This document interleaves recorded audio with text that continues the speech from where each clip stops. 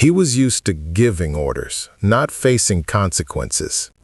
When Richard threw a few bills on the kitchen counter and told Maria to disappear before sunrise, she left without a word, tears in her eyes, hand on her stomach.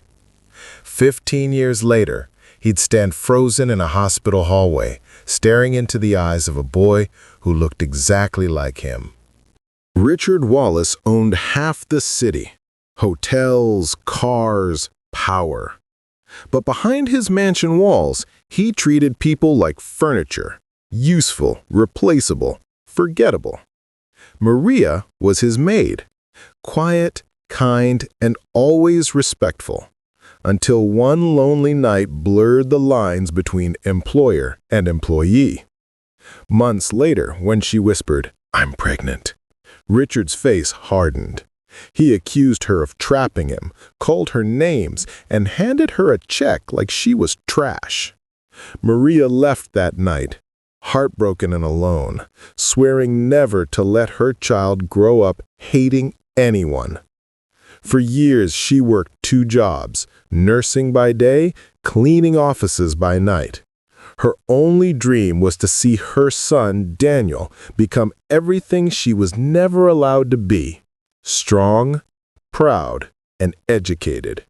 15 years later, Richard's life looked perfect, but his soul was empty. His wife had left him, his business was crumbling, and his health was failing. He was rushed to the hospital after collapsing in his office.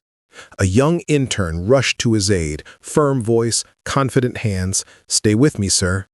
When Richard opened his eyes later, the same young man was standing beside his bed, checking his vitals. Something about him felt familiar. The same deep brown eyes, the same way he clenched his jaw when focused. "What's your name, son?"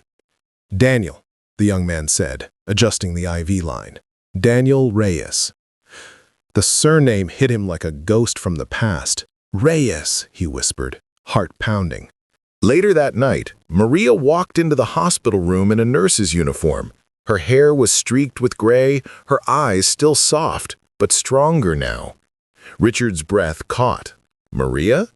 She nodded silently, glancing at Daniel. "He's your patient, and your son." The room went silent.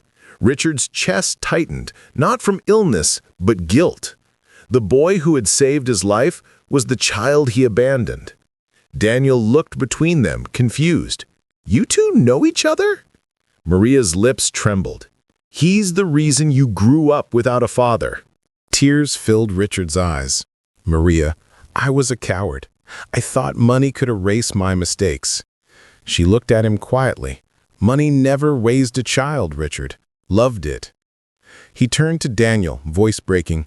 "Son, I don't deserve your forgiveness, but—" Daniel interrupted gently. "You don't need to earn it, sir. You just need to start being someone worth forgiving." The words pierced deeper than any punishment could. Weeks later, Richard signed over a scholarship fund in Maria's name for single mothers struggling like she once did. As Daniel graduated years later, Richard stood in the back row, clapping through tears. Because in the end, life had given him everything he once threw away: a second chance and a reason to be proud. Don't let pride make you poor in the things that matter most: love, respect, and redemption.